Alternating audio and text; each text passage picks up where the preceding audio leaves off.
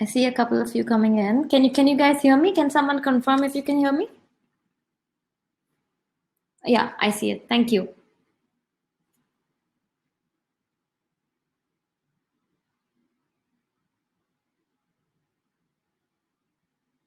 Let's just give a couple more minutes to a few other students who have signed up to join.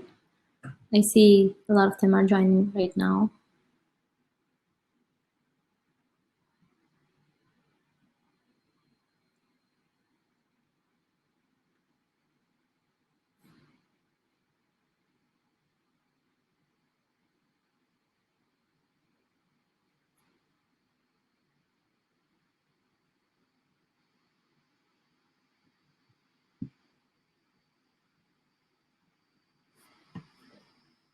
Let's give 2 more minutes and then we'll kick it off.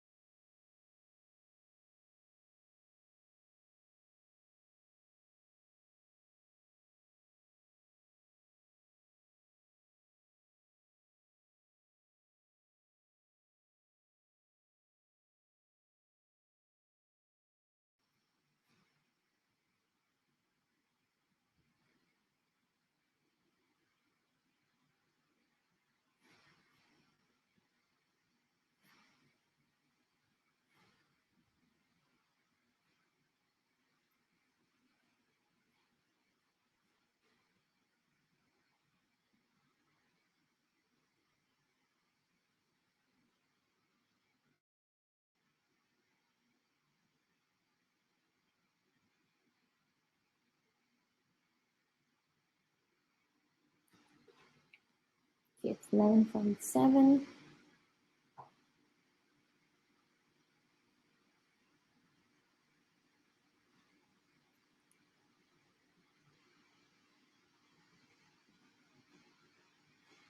Kia, should we kick it off?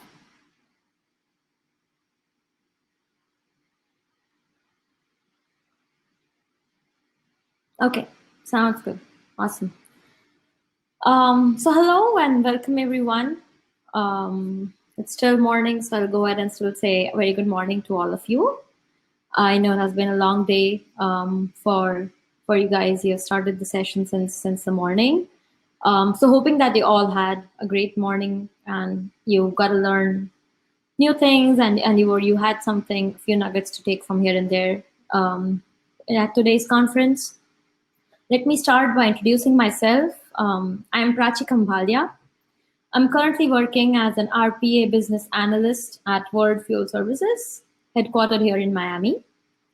So thank you again for joining me in this breakout session. We're going to throw some light on 9 reasons you should pursue a career in STEM. I know the thumbnail says 13 reasons, but I'm just going to give you 9 reasons. So I'm going to combine the 4 other reasons with them, and I think 9 would be enough for me to persuade you guys to getting into a career in STEM. So welcome to today's class. In our agenda, as I mentioned before, we are going to cover 9 reasons for pursuing a career in STEM. We are covering everything from talking about the different domains and fields that you can explore within STEM, the compensation, the current corporate job opportunities, and last but not the least, we will spend some time on learning about RPA, which is the field I am working in. We'll talk about the roles and responsibilities that you can take up as part of the RPA team and the benefits of implementing RPA in our daily lives. So without further ado, let's quickly jump on to our reason 1. They say curiosity is the mother of invention. And pretty much everything that we use, that we see, that we feel was the fruit of someone's curiosity. From the applications you use on your smartphone, the laptop you study or work, the dishwasher where we wash our plates, the electric cars that we ride, the rockets, our air conditioners that keep us cool, or the heaters that keep us warm, or the same thing that works as both. Have you ever wondered how all of this works? Every single thing boils down to the question of just asking how it works. Why do we need this? How can I make it better or make it simpler to use? It just starts with a question. So, just ask.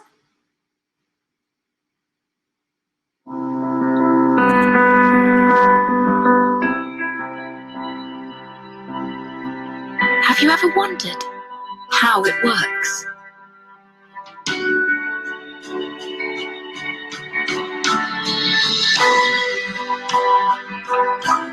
Had to have a second look, a third, a fourth.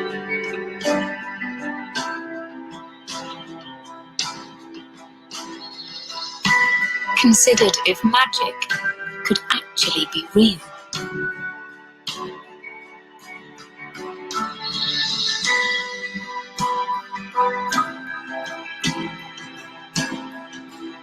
Been a little bit distracted.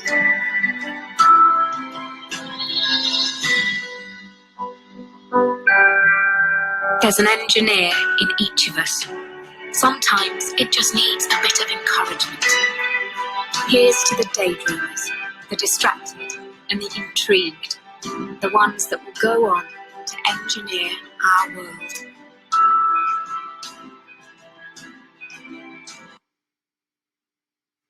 Wow, that was amazing. So when I was a small kid, where televisions came with pretty basic functionalities. They used to be those big boxes, and I used to wonder how cool would it be if I could pause and record my favorite show.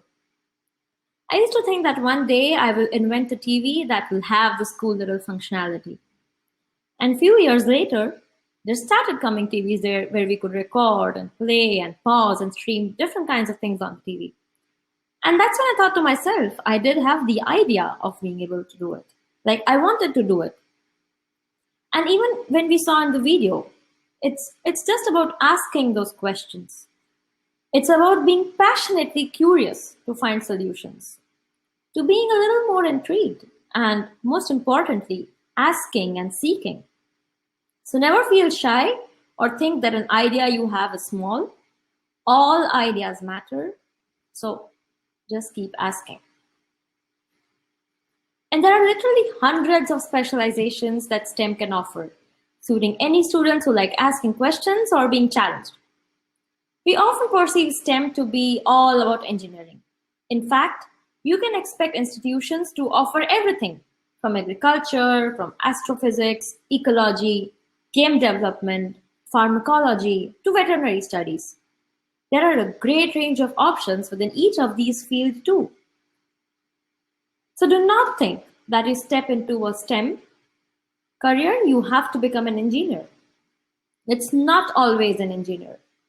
You can be a hydrologist, or a zoologist, or a wildlife biologist, or a food scientist, a sound engineer, or even a landscape architect.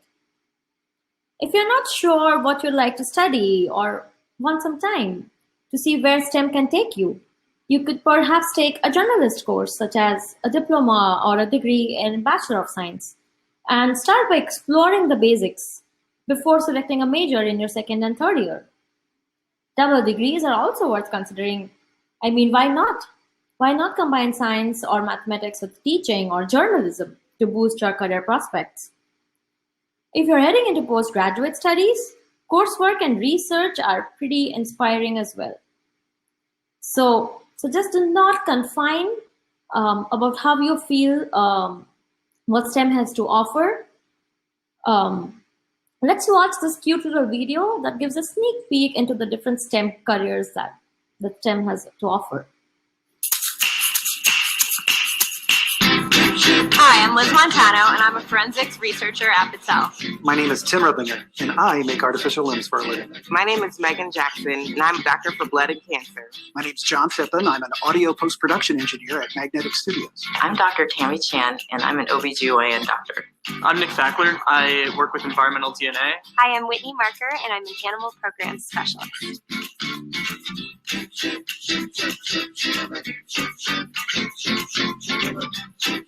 day, I work in the lab studying DNA from crime scenes to help law enforcement catch bad guys. I do that by extracting DNA from soil, genes, any type of evidence, and I sequence it to identify one person from another. We work on the audio side of commercials as well as films, and we add music and sound effects. Basically bring the whole sound portion of the project together. I work with cheetahs and hyenas, aardvarks, silvery-cheeked hornbills, black-backed jackals, and they all have really different personalities. Having a science background really helps me describe the biology and the zoology, different adaptations that these animals have. So every day, I get to take care of wonderful kids that have different diseases. My job as a doctor is to give medications that helps kill those bad cells, so that way all the good cells can flow and move and make the child healthy again.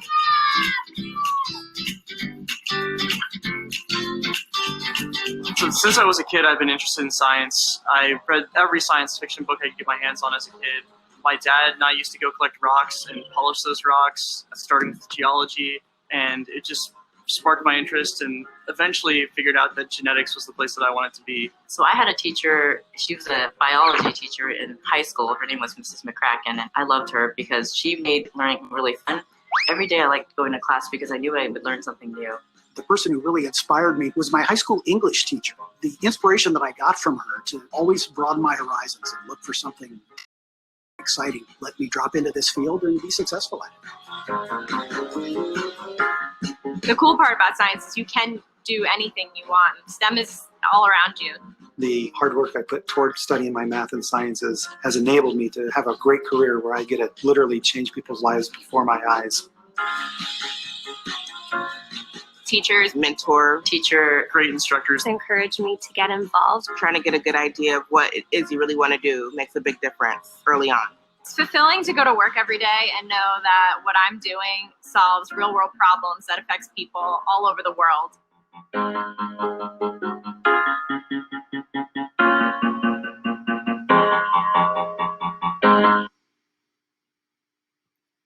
So what ties all the STEM fields together is the focus on solving problems and creating new knowledge. And in that, there is something for everyone.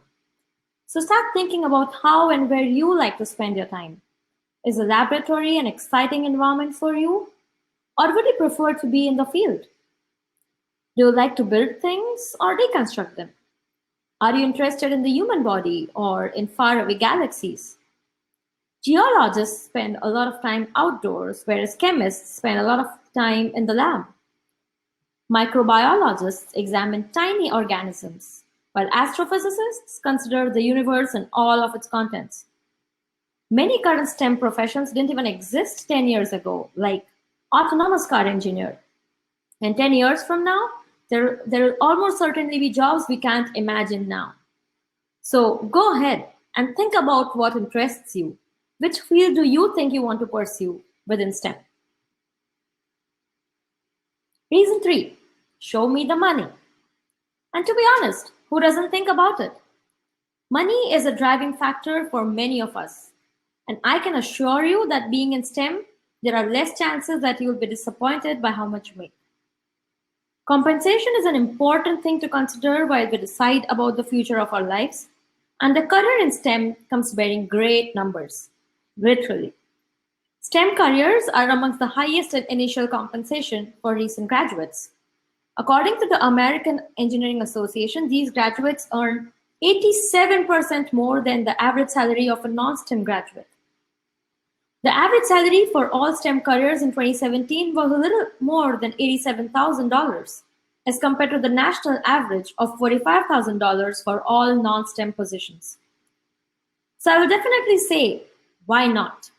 It's all the more reason for creating that opportunity so that you can live the life of your dreams. Reason 4, engineer a better world. As we walk around our communities, it's easy to see problems that need fixing. Maybe there are signs of crime. Maybe we see air conditioning units running and realize just how much energy we use every day. Or maybe we worry about the impacts of floating plastic bottles on the ducks beside them in our favorite pond.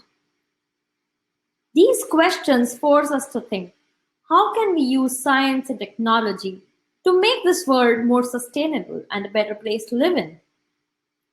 Everyday life is constantly affected by professionals from STEM programs. Science, technology, engineering, and mathematics play a role in everything from creating new ways to promote aquaculture to the design of a bridge by a civil engineer. Being on the cusp of modern technology and using a STEM education benefits the world and has an important impact on both local, national, and global matters. Things like sustainable development, electric cars, an alternative to plastics, discovering formulas to cure diseases, developing vaccines, and many more such causes that can be resolved using STEM. So let's join our hands and leverage science to engineer a better world. Reason 5, job security. Job security is a very important factor while you think about your future and the work that you want to do. Especially during these unprecedented times, we all want to have a job where we are assured and we have a lesser risk of losing our jobs. Most students graduating with STEM degrees find themselves immediately employed. According to Pressipart, you can count on more job security in a STEM career. No job is 100% secure, but because of growing demand, professionals working in STEM fields are less likely to be unemployed than their non-STEM counterparts. So have I convinced you enough yet, or do I still need to give more reasons?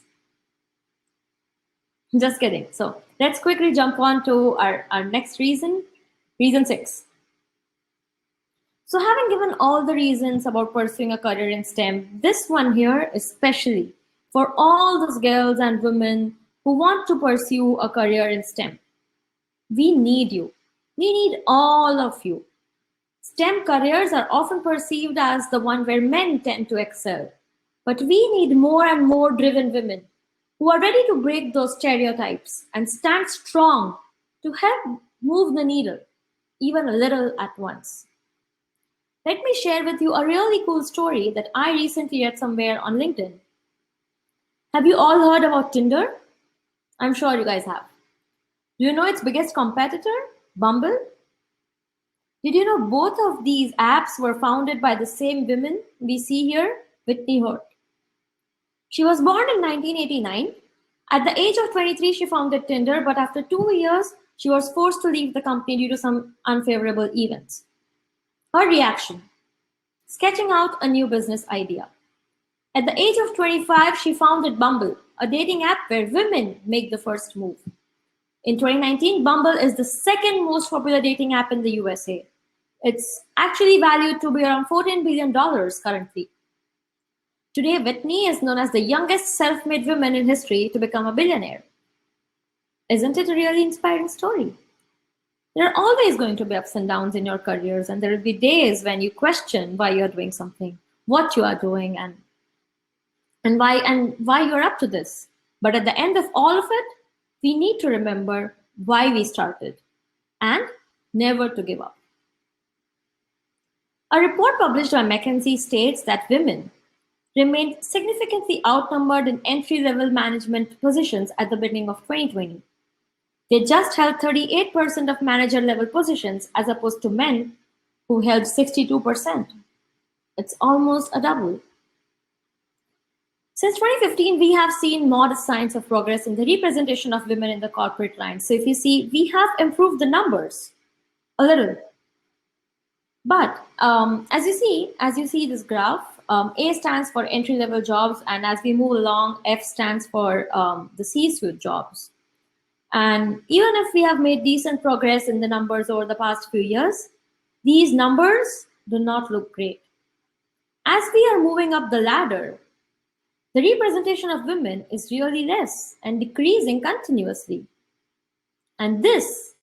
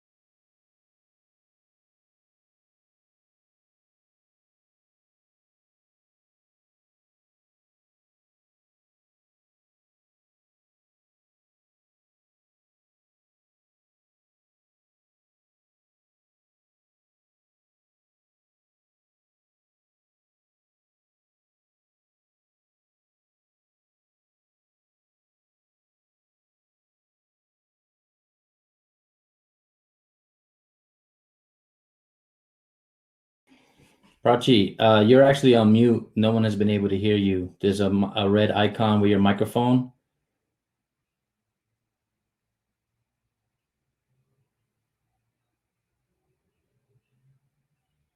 Right on the bottom, there's a microphone icon.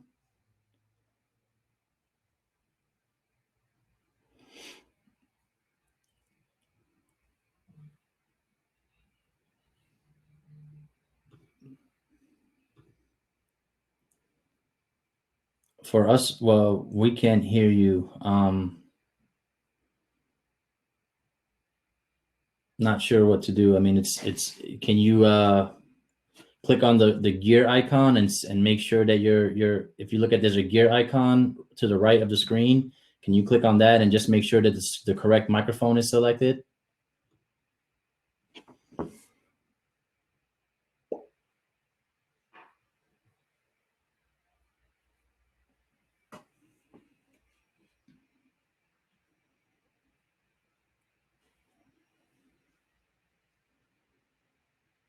Are you using Google Chrome?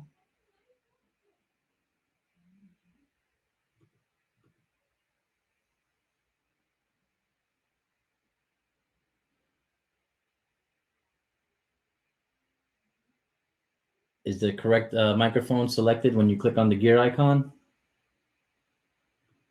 Yeah, unfortunately, no one can hear you. So maybe she'll try to come back in. Yeah, that was the best option. Sorry, students. Can you guys hear me now? Yep, we hear you now. Oh my God, I'm so sorry. I was in the presenter mode and that. Okay. According to Barbara, she says that you were muted in the middle of the presentation, so it must have happened. Maybe you probably clicked it by mistake, but I'm going to run. Do you just need to share your screen again? Yeah, can someone help me with until when did you guys listen? It sounds like it was in the middle of the presentation. Just go back a few reasons. And thanks, students, for your support, whoever messaged me. Thank you for staying. I'm so sorry. Thank you. Yeah, it's probably something I clicked. Is this good?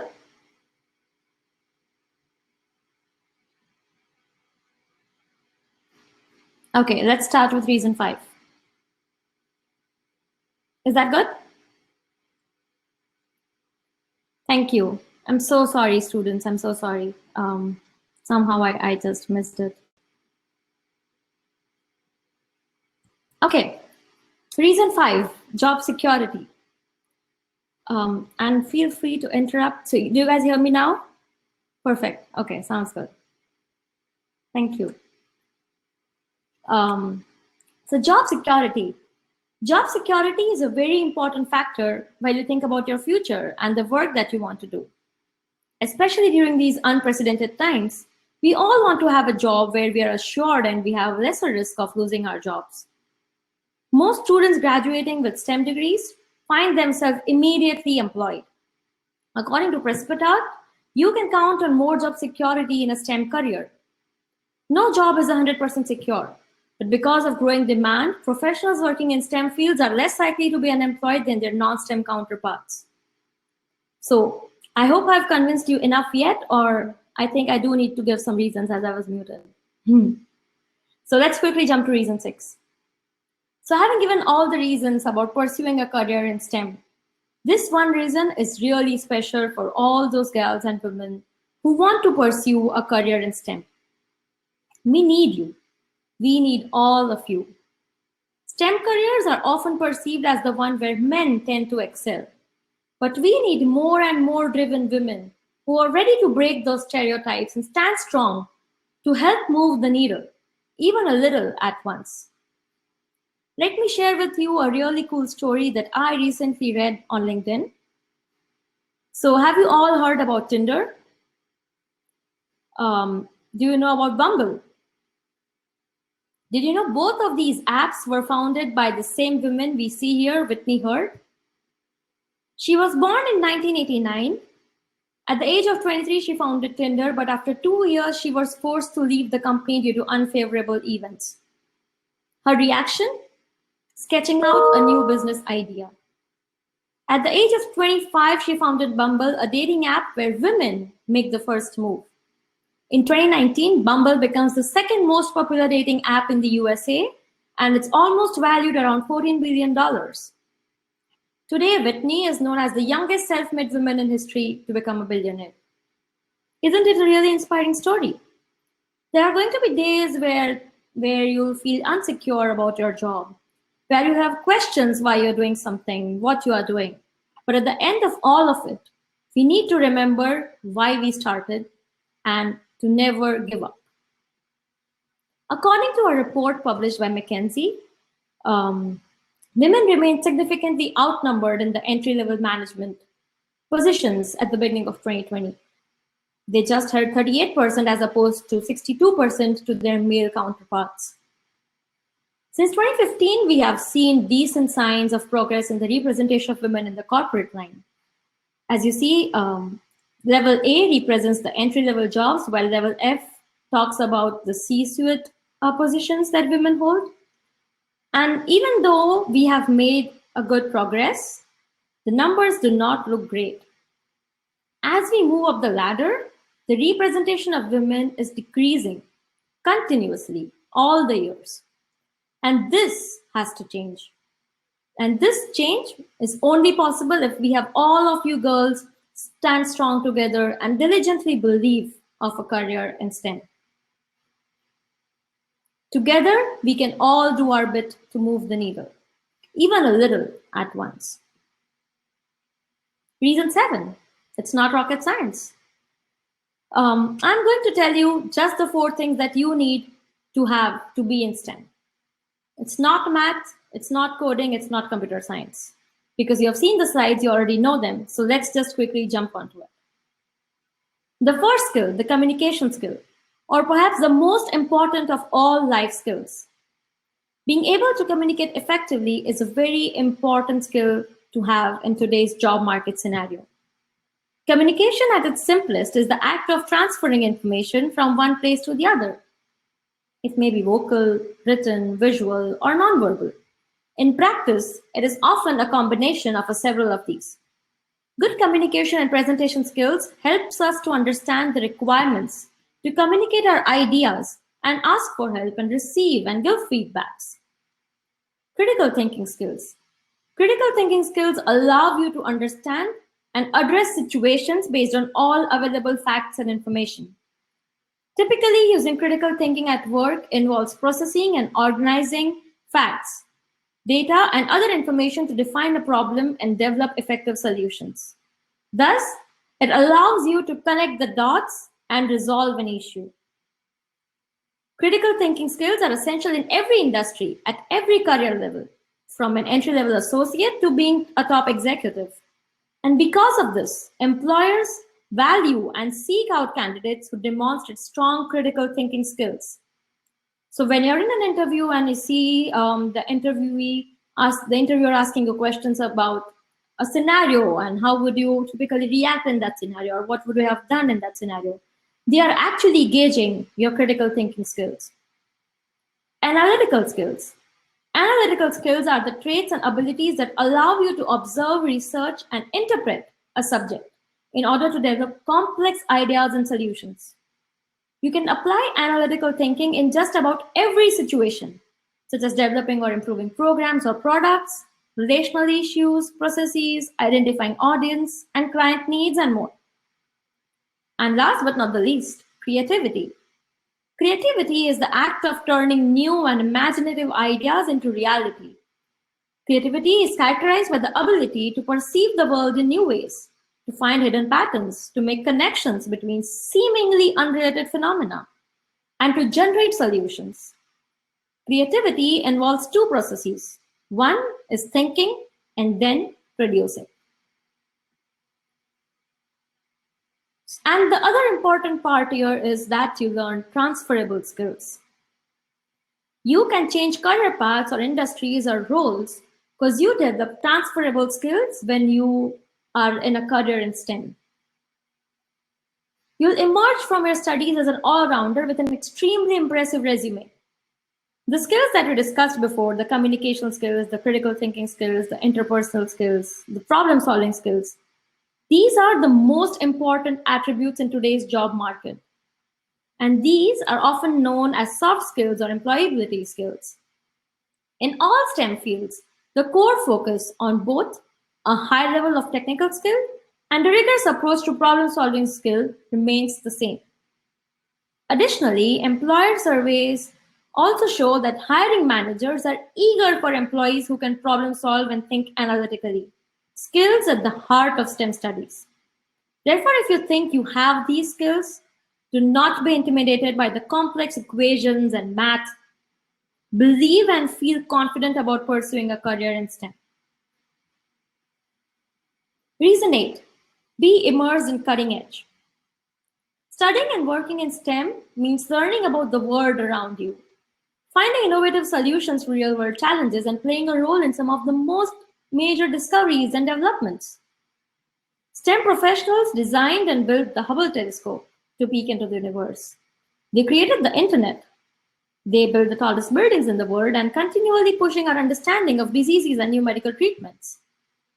Experts predict that even the non-traditional jobs, the non-tech industry, will rely more and more heavily on professionals with STEM skills as technology becomes even more and more pervasive. It's just the most critical part of our daily lives. So if you want to work with robots, if you want to work with driverless car technology, or you want to cure diseases, you'll have these opportunities and more in STEM. Think about how Amazon recommends the best product that's suited just for you, or you think about the offer that you received on a product that you were browsing online. You think about the technology behind Alexa, behind AI, behind automation. All of this is possible as a part of a career in STEM. You get to work with the coolest technologies and the coolest tools while you work in STEM. Let us discuss a cool technology that I am currently working in, which is robotics and automation. So, how many of you have ever seen a robot? I'm sure you would have seen robots in videos or places helping with inventory or tasks which do not necessarily require human intelligence. You do not always need a physical robot to do all your tasks. Do you know about chatbots on website? Did you know that there are robots that can be installed in your systems, in your computers, to perform the menial, mundane tasks that you perform on your computer? And that is RPA. RPA stands for Robotic Process Automation. It's a software technology that makes it easy to build, deploy, and manage software robots that emulate humans' actions interacting with digital systems and software. Just like people, software robots can do things like understand what's on a screen, complete the right keystrokes, navigate systems, identify and extract data, and perform a wide range of defined actions. But software robots can do it faster and more consistently than people, even without the need to get up and stretch or take a coffee break. Robotics and automations is truly changing how we work. And let us see how. The story of work. It started a long time ago, on a Monday, which was handy. For as long as history itself, the humans needed to work. They wanted to work, to grow things and create things and build things, to see what they were capable of, to stand at day's end and say, I did that, which felt pretty good. So they worked more, built more, and created more, and traveled to far-off places. And then someone suggested submitting expense reports for those far-off places. His name was Glenn, and he was a jackass. Anyway, the people kept getting better at work. They built better tools to work more efficiently. They built amazing machines to work faster. They built computers to work smarter. But still, they couldn't do enough work. Because during all that work to do more work, they had created work, and not the good kind. Not the let's sit around and come up with ideas kind. Not the I can't wait to get to work so I can jump into a new project kind. The crap kind. The drudge and data and admin and the damned expense reports. So the humans had to work more at work they didn't like. That made them robotic. That didn't inspire. They had to postpone vacations. They had to miss family dinners. They were pissed. And then something happened. Someone had a really amazing idea. They came into work and said, "Stop working and start working." The humans thought she might have had wine at lunch, so she showed them a way to put the fun back into work, to waste less time doing the things they hated, to make more efficient the big tasks, to stop making the humans act like robots, and start teaching the robots to learn the humans. Not to replace people, but to free them. Even Glenn. Robots that learn you. Imagine the potential, like starting over, to help us remember again that work only really works when we're happy at it.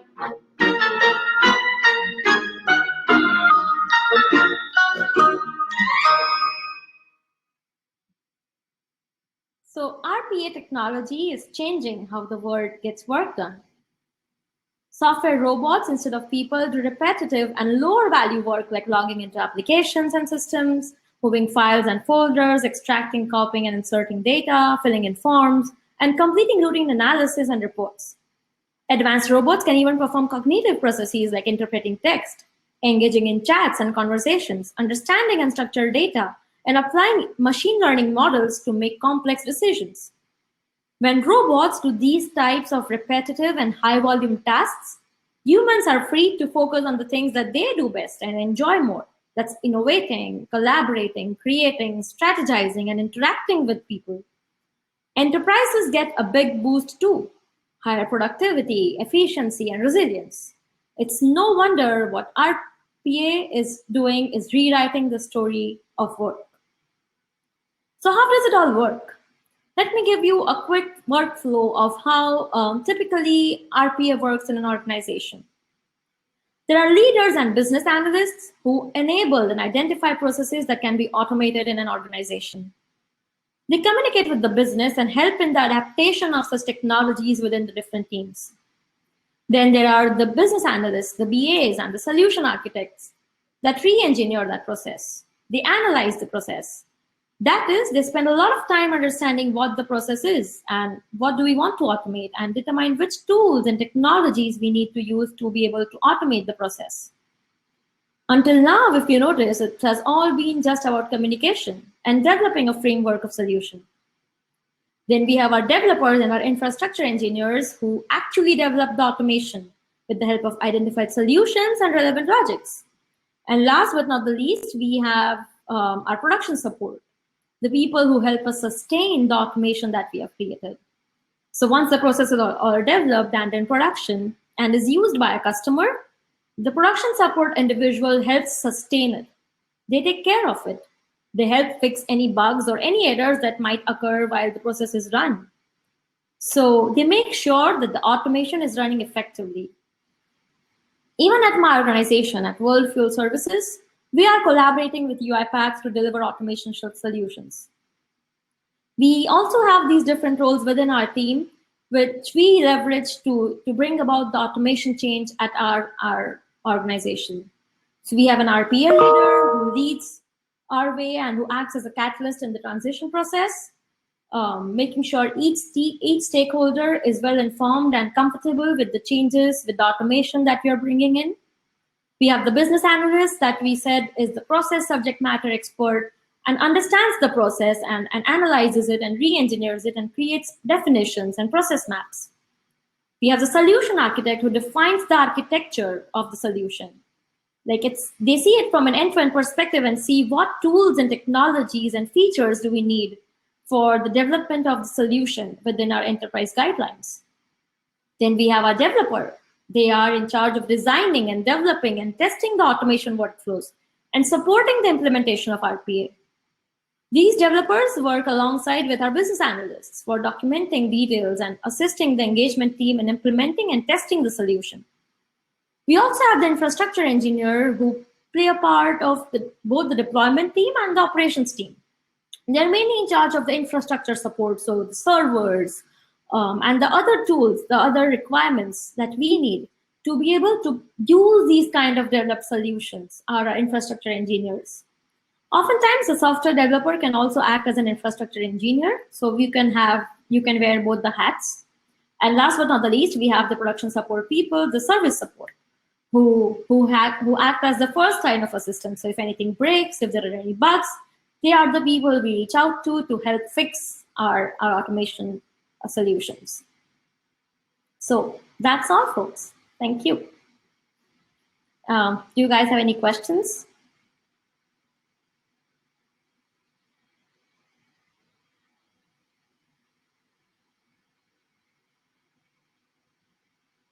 Any comments?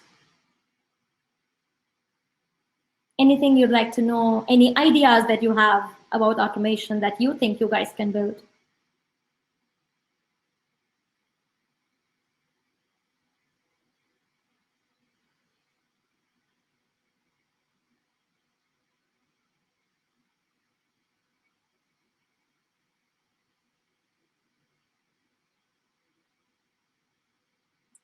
That's good to know, Carlos. That's nice. Yes, of course. I mean, go for it.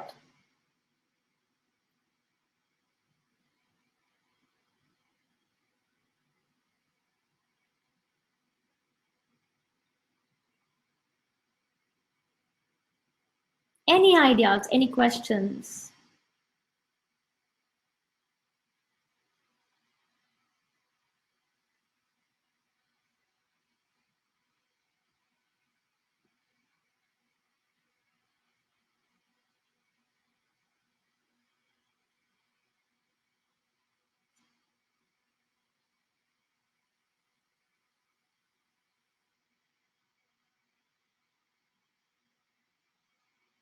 I think we've almost reached our lunch time, and if you students have any questions, feel free to reach out to me on LinkedIn if you guys are there, or you can find me. You can reach out to me through my email ID if you have any questions, if you can think about anything, any automation ideas, cool automation ideas that you can think about. So thank you for joining today. I will not take more of your time. Hope you guys stay safe, take care of your families, and go ahead and pursue your career in STEM and make this world a better place. Thank you. Have a good day. Bye-bye. Take care.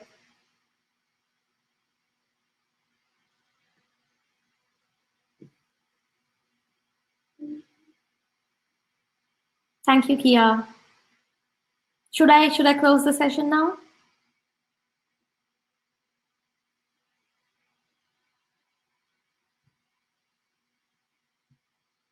Awesome. Okay. Thank you. Thanks again for joining me, and sorry for the little glitch. Yes, I see them leaving. So I think it's good to drop off. Okay. Sounds good. Thank you. Thank you, everyone. Bye-bye. Thanks, Kia. Bye-bye.